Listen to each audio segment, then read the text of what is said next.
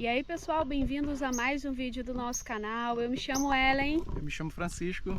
E ó, viemos aqui dar um take aqui com o nosso drone, mostrar aí pra vocês. Nós estamos na praia do Japonês, aqui no estado do Amazonas. E olha só, pessoal, a praia aqui é incrível, muito linda. Ó, nós vamos fazer um take com drone, que com drone fica melhor de ver a beleza e a imensidão desse local, tá? Aqui também tem um restaurante ali em cima, ó, serve refeição, é proibida a entrada de bebidas e comidas, tá? Custa R$30 por carro para você entrar aqui.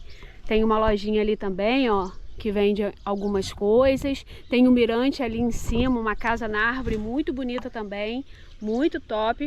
Vou mostrar aí pra vocês também, beleza? E você que não é inscrito em nosso canal, se inscreva, o botãozinho fica aqui embaixo, deixa seu like, seu comentário e segue a gente também lá no Instagram, que é o @fronteiras-e-destinos. E bora lá, vamos mostrar aí pra vocês como é que é essa praia